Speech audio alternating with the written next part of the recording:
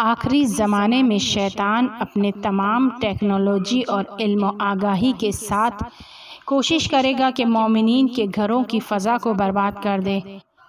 اس کی پوری کوشش یہ ہے کہ مومنین گھروں میں آپس میں لڑتے رہیں تاکہ وہ جو اس کی نابودی کا پروانہ لے کر آنے والا ہے اس کے لشکر کا سپاہی تیار نہ ہو۔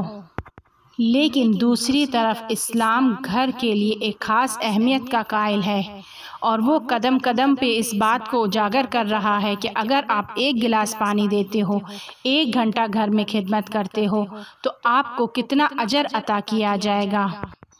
گھر میں مل جل کر رہنے اور کام کرنے سے جو اجر آپ کو حاصل ہوگا وہ دنیا میں کسی بھی مسجد یا معبد میں حاصل نہیں ہو سکتا۔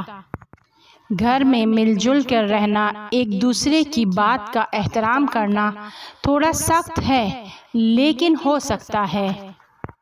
جب آپ گھر میں ہوں تو ایک کونے میں مصلی بچھا کر سجدے میں سر رکھیں اور ذکر کریں کہ جس کی بہت زیادہ اہمیت ہے کہ انسان طولانی سجدے کرے۔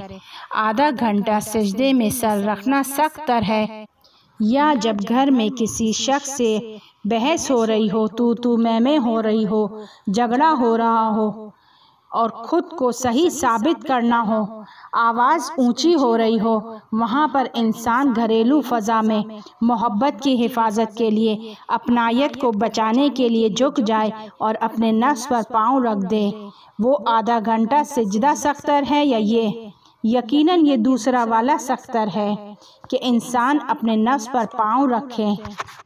اور ہماری روایتوں میں ہے کہ خدا کے نزدیک وہ عمل جو سخت تر ہے بالاتر ہے، یعنی نفس پر پاؤں رکھنا۔ پیغمبر صلی اللہ علیہ وآلہ وسلم نے فرمایا، اسی وجہ سے کہا کہ میری امت میں سے 3 قسم کی خواتین ایسی ہیں کہ جس سے عذاب قبر کو ہٹا دیا جائے گا۔ عام طور پر عذاب قبر سب کے ساتھ ہے، سب کو عذاب قبر سے گزرنا ہے، لیکن رسول خدا صلی اللہ علیہ وآلہ وسلم فرما رہے ہیں کہ میری امت کی 3 گروہ ایسے ہیں، خواتین کے 3 گروہ ایسے ہیں کہ جس پر عذاب قبر نہیں ہے، اور یہ ایک طرح سے مردوں سے بھی تعلق رکھتا ہے۔ فرمایا پہلا گروہ وہ خواتین کا ہے کہ جو مرد کی بد اخلاقی کو تحمل کرے۔ اس کا مطلب یہ نہیں ہے کہ مرد بد اخلاق ہو جائے، اسے کسی بھی صورت میں یہ حق حاصل نہیں ہے کہ وہ بد اخلاق ہو جائے۔ اگر مرد بد اخلاق ہے، بری رفتار سے پیش آ رہا ہے، اور اگر خاتون خانہ اگر صبور نہ ہو، صابر نہ ہو، تحمل نہ کرے تو معلوم ہے کہ وہ گھر جہنم بن جائے گا۔ گھر میں اگر ایک شخص چکی کا پتھر نہیں بنے گا تو وہ گھر جہنم ہو جائے گا۔ اس وقت پیغمبر صلی اللہ علیہ وآلہ وسلم نے فرمایا کہ اس طرح کی جگہ پر کہ مرد بد اخلاق ہے اور اگر عورت تحمل کرتی ہے تو اس پر سے عذاب قبر کو ہٹا دیا جائے گا۔ کیوں؟ اس کی وجہ یہ ہے کہ روایتوں میں ہے، امیر المؤمنین علیہ السلام سے روایت ہے کہ خدا اس سے زیادہ کریم تر ہے کہ کسی کو 2 مرتبہ فشار میں، دباؤ میں، اذیت میں دیکھے۔ اگر کوئی شخص دنیا کی زندگی میں دباؤ کا شکار ہے، خدا اس پر سے فشار قبر کو اٹھا لے گا۔ خدا اس سے زیادہ کریم تر ہے کہ اسے 2 بار فشار میں قرار دے۔ خدا کی خاطر خدا سے معاملہ کرتا ہے کہ اپنے گھر والوں کو ملا کر رکھنا چاہتا ہے، محبت کو برقرار رکھنا چاہتا ہے، جھک جاتا ہے، اپنے نفس پر پاؤں رکھ دیتا ہے، دباؤ کو برداشت کرتا ہے۔ خدا کہتا ہے کہ میں نے تجھ پر سے فشار قبر کو ہٹا دیا۔ اب اگر اس کے برخلاف اگر بیوی بد اخلاق ہو اور مرد تحمل کرے، علت اس کے لیے بھی وہی ہے۔ اگر خدا نہ کرے بیوی بد اخلاق ہو، بعض اوقات ہوتی ہیں، بعض خواتین ہیں جو بات بات پر بہانہ کرتی ہیں، ٹیڑھا بولتی ہیں، سنانے کا کوئی موقع ہاتھ سے نہیں جانے دیتی، زبان سے زخم دیتی ہیں۔ اب اگر مرد یہاں پر جھک جاتا ہے، چپ ہو جاتا ہے، اس کی بات کو مان لیتا ہے، اگر مرد یہاں پر دباؤ کو، فشار کو برداشت کرتا ہے تو وہی امیر المومنین علیہ السلام کی تعبیر کے مطابق کہ خدا اس سے زیادہ کریم تر ہے کہ کسی کو 2 مرتبہ فشار میں قرار دے۔ اس کے علاوہ خواتین کے 2 اور گروہ ہیں کہ جو عذاب قبر میں مبتلا نہیں ہوں گے۔ اس کا ہماری بحث سے تعلق نہیں ہے، لیکن صرف حدیث کو مکمل کریں گے کہ خواتین کا دوسرا گروہ کہ جو اپنے شوہر کے فقر کو تحمل کرے۔ مرد نے اپنی پوری کوشش کی ہے، زحمت کی۔ مرد کے لیے ضروری ہے کہ وہ اپنی پوری کوشش کرے۔ اس کے بعد اگر کسی بھی طرح سے نہیں ہو رہا ہے، اس نے کوئی سستی یا کوتاہی نہیں کی ہے، زحمت کی ہے، اور اگر اس جگہ پر خاتون برداشت نہ کرے اور اس سے خواہشات کا اظہار کرے کہ یہ لا دو وہ لا دو، تو مرد یہاں پر شرمندہ ہے۔ اور اگر یہاں پر بیوی جھک جاتی ہے، درگزر کرتی ہے، تو پیغمبر صلی اللہ علیہ وآلہ وسلم فرماتے ہیں کہ یہ میری امت کی وہ خواتین ہیں کہ جو فشار قبر میں مبتلا نہیں ہوں گی۔ خواتین کا تیسرا گروہ وہ ہے کہ جو اپنے مہر کی رقم کو بخش دیتی ہیں۔ البتہ مہر بیوی کا حق ہے اور مرد کی گردن پر ہے۔ مرد ضرور اسے دے، ایک طرح سے قرض ہے جیسے دوسرے قرض ہوتے ہیں۔ یہ انتہائی غلط جملہ ہے کہ جو ہمارے معاشرے میں رائج ہے کہ کس نے آج تک مہر دیا جو ہم دیں، اور دوسری طرف خاتون چاہتی ہے کہ گھر میں محبت اپنائیت برقرار رہے اور چاہتی ہے کہ اس محبت اور اپنائیت کو زیادہ کرے، اپنی صداقت کو اس گھر کے لیے ثابت کرے، تو وہ اپنے مہر کی رقم کو معاف کر دیتی ہے۔ یعنی میں نے پیسے کی خاطر تم سے شادی نہیں کی ہے، میں اس زندگی میں تمہارے ساتھ کھڑی ہوں۔ تو وہ خواتین جو مہر کو معاف کر دیتی ہے، اس پر عذاب قبر نہیں ہوتا۔ لہٰذا معلوم ہوتا ہے کہ فشار سے، دباؤ سے سخت ہے ریاضت۔ اگر ریاضت نہیں ہوتی، فشار قبر کو اٹھایا نہیں جاتا۔ سعد بن معاذ کی داستان کو آپ سب جانتے ہیں، لیکن ہماری نئی نسل نہیں جانتی۔ اس کے لیے تعریف کرنا ضروری ہے کہ سعد بن معاذ پیغمبر کے باعظمت اصحاب میں سے تھے، اپنے قبیلے کے سردار تھے۔ جس وقت سعد بن معاذ اسلام کو قبول کرتے ہیں تو ان کے اس فیصلے سے اس کا پورا قبیلہ بھی مسلمان ہو جاتا ہے۔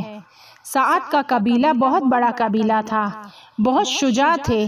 جنگ احد میں پیغمبر صلی اللہ علیہ وآلہ وسلم کے ساتھ بہت زیادہ زخمی ہو جاتے ہیں اور گھر میں بستر سے لگ جاتے ہیں۔ پیغمبر صلی اللہ علیہ وآلہ وسلم خود ان کا خیال رکھنے کے لیے جاتے تھے۔ اس کا مقام دیکھیں کہ پیغمبر خیال رکھنے کے لیے جا رہے ہیں۔ سعد بن معاذ انہی زخموں کی تاب نہ لاتے ہوئے شہید ہو جاتے ہیں۔ ان کے تشییع جنازہ میں پیغمبر صلی اللہ علیہ وآلہ وسلم کی رفتار کو دیکھتے ہیں کہ جو اس سے پہلے نہیں دیکھی تھی۔ کیا دیکھا کہ پیغمبر برہنہ پاؤں تشییع جنازہ میں آتے ہیں اور تابوت کے نیچے، اس زمانے میں آج کی طرح کے تابوت نہیں ہوتے تھے، تخت کی مانند کہ جیسے فلسطینی انجام دیتے ہیں، اور میت پر ایک کپڑا ڈال دیتے ہیں۔ لوگوں نے دیکھا کہ پیغمبر سعد کے تابوت کے نیچے ایک خاص انداز میں گھوم رہے ہیں۔ پہلے آگے کی طرف جاتے ہیں، سیدھے ہاتھ کی طرف کندھا دیتے ہیں، پھر الٹی جانب چلے جاتے ہیں، اس کے بعد پھر پیچھے کی جانب آتے ہیں اور پیچھے سیدھے ہاتھ کی طرف کندھا دیتے ہیں، پھر الٹے ہاتھ کی طرف کندھا دیتے ہیں۔ اس طرح گھوم رہے ہیں، اس طرح شہید کے پیکر کے گرد ہیں۔ اور اس کے بعد جب قبر کی باری آتی ہے تو پہلے خود قبر میں داخل ہوتے ہیں اور سعد بن معاذ کے جنازے کو لیتے ہیں، خود دفن کرتے ہیں، قبر کو خود بند کرتے ہیں۔ اور جب سعد کی والدہ یہ سارے منظر دیکھتی ہیں اور جب دیکھتی ہیں کہ پیغمبر اس طرح سے ان کا استقبال کر رہے ہیں، ان کا احترام کر رہے ہیں، تو کہتی ہیں کہ اے سعد، تم کو جنت مبارک ہو۔ پیغمبر نے اسی لمحے اسی وقت سعد کی ماں سے کہا کہ خدا کے لیے دستور نہیں لکھو کہ ابھی اس وقت جنت میں لے کر جائے۔ اصحاب نے جب یہ سنا تو تعجب کرنے لگے کہ ایک طرف اتنا شاندار تشییع جنازہ اور دوسری طرف پیغمبر کہہ رہے ہیں کہ خدا کے لیے حکم صادر نہیں کرو۔ پیغمبر صلی اللہ علیہ وآلہ وسلم سے سوال کیا گیا کہ آج کے دن آپ کا بڑا عجیب رویہ تھا، بے نظیر تشییع جنازہ تھی۔ پیغمبر نے کہا کہ جب میں تشییع جنازہ میں آیا تو ملائکہ کے ہجوموں کو دیکھا کہ جو سعد کی تشییع جنازہ میں آ رہے تھے۔ میں نے اس کے احترام میں اپنی چپلوں کو نکال لیا اور برہنہ پاؤں آیا ہوں، اور یہ کہ میں اس کے پیکر کے نیچے اپنی جگہ کو تبدیل کر رہا تھا، اس کی وجہ یہ ہے کہ جبرائیل اس طریقے سے کر رہے تھے، میرے بھائی جبرائیل اس طریقے سے اس کام کو انجام دے رہے تھے تو میں بھی اس کی پیروی کر رہا تھا۔ وہ شخص کہ جس کی تشییع جنازہ میں خود جبرائیل تشریف لائے ہیں۔ لوگوں نے پوچھا کہ ایک طرف آپ اس قدر احترام کر رہے ہیں اور دوسری طرف اس کی ماں سے کہہ رہے ہیں کہ خدا کے لیے حکم صادر نہ کرو کہ ابھی اس کو بہشت نہیں لے کر جا رہے ہیں۔ پیغمبر صلی اللہ علیہ وآلہ وسلم نے فرمایا اسی موقع پر کہ جب سعد بن معاذ کو قبر میں دفن کیا، اس پر فشار قبر شروع ہو گیا۔ پوچھا گیا کہ مگر ایسا کیوں ہے؟ کیونکہ گھر میں بد اخلاق تھا۔ مگر روایت میں نہیں ہے کہ جب کوئی شہید ہوتا ہے تو اس کے تمام گناہوں کو معاف کر دیا جاتا ہے۔ امام محمد باقر علیہ السلام سے روایت ہے کہ شہید کا پہلا خون کا قطرہ جو زمین پر گرتا ہے تو اس کے تمام گناہوں کا کفارہ ہو جاتا ہے، تمام گناہوں کا ازالہ ہو جاتا ہے، مگر قرض کے، سوائے حق الناس کے۔ شہید کے جس کے تمام گناہوں کا تعلق حق اللہ سے ہے معاف کر دیے جاتے ہیں۔ حق الناس کو اس کے لواحقین کو ادا کرنا ہے، مگر یہ کہ وہ جانتے ہوں، اور اگر نہیں جانتے تو خدا کے عذاب سے الامان۔ سید الشہداء علیہ السلام نے عاشوراء کے واقعے میں سب سے کہا کہ اگر کسی پر حق الناس ہے تو وہ واپس لوٹ جائے، کیونکہ میں نے اپنے جد رسول خدا صلی اللہ علیہ وآلہ وسلم سے سنا ہے کہ اگر کوئی دنیا سے جائے اور اس کی گردن پر حق الناس ہو تو اس کی نیکیوں میں سے اٹھا کر طلبکار کے نامہ اعمال میں رکھ دی جاتی ہیں، اس کو دے دی جاتی ہیں کہ جس کا حق اس کے نے ضائع کیا ہو۔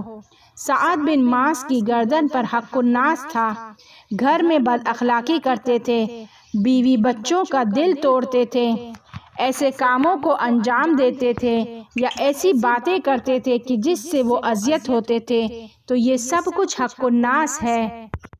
اور حق الناس وہ حق ہے کہ جس کو خدا بھی معاف کرنے کا ارادہ نہیں کرتا جب تک یہ کہ وہ خود شخص معاف نہ کر دے کہ جس کا حق ضائع کیا ہے۔ گھر کے افراد بھی ایک دوسرے کی گردن پر حق رکھتے ہیں اور یہ حق الناس ہے۔